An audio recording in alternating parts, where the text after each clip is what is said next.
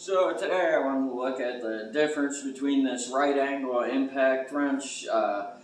M12 fuel has 4 different modes, and this extended reach ratchet, because I had been debating back and forth which one I actually would need and which one would better suit me, and I ended up getting them both to kind of answer the question and decided that, well, I need them both, but just some differences that there is some benefits and, downfalls to each of them, but like on the ratchet, you can use this to actually break something loose like a regular ratchet is, to where this thing is just going to spin no matter what, unless it's got the trigger engaged.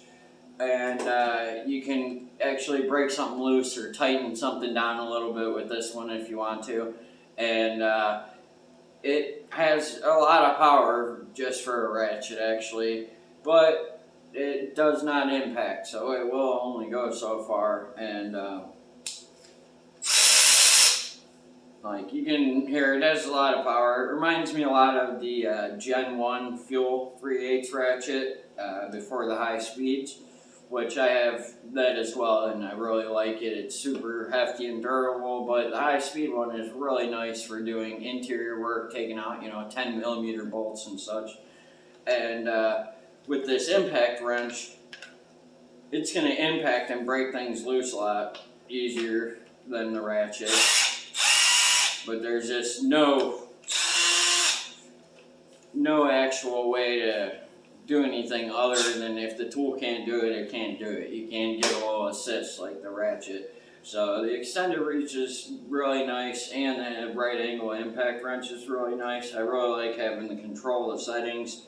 This auto mode, if you're running off a screw, it's going to run until it reaches the end and slow down so that it doesn't go flinging bolts off and things like that. But it's a really nice right angle impact. It's not quite as powerful as the Cobalt, but Cobalt's a lot bulkier, and I think that this will do just fine. If I can't get it with this, the stubby M12 works pretty well as well, and I can move up from there up to all the other impact wrenches I have. But this is one of my favorite new tools actually.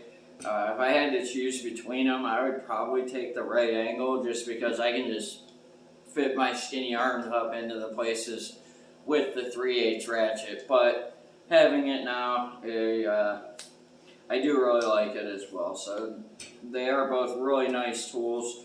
I think this one's right around $229 right now, and this one's around $199. So these are both 3/8. They do not have an extended reach, but they do have a 1/2-inch version of the right angle impact.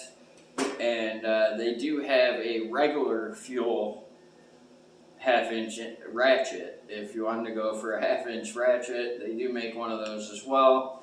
I actually haven't seen it yet. I'm thinking about ordering it, so let me know in the comments if you guys want to see what I think about that next. And also I wanted to say, this thing doesn't do bad with some of the smaller batteries, but this thing you really need a 4 or 6.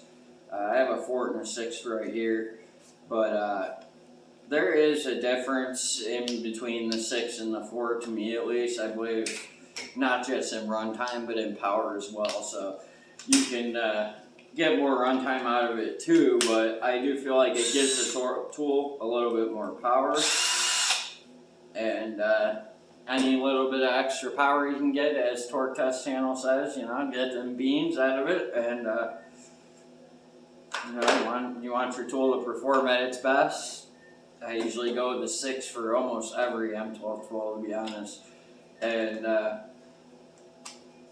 they're some people say they're underpowered, but for the small inside of cars and doing things like that, these are super nice tools. This right angle impact is my favorite to take out seats. There's not a lot of things you can fit in there except a ratchet and break it loose yourself. And I live in Ohio, so seat bolts are never something easy. A lot of time the threads are just on the bottom of the floor of the car. So all the salt and water and everything is splashing up against it, and the whole back side of the bolts are super rusted, and it's never fun to tap and drill big rusty bolts like that. So this is a super nice tool for that, and I've already gotten a lot of use out of it in the short time I've had it. This one I haven't got to use too much, except for just to check out and bust a couple bolts loose just to see how it felt, but I didn't really need the extended reach ratchet except for just to feel it out, to kind of talk about it in this video, so I kind of had a feel for the tool. But thanks for watching.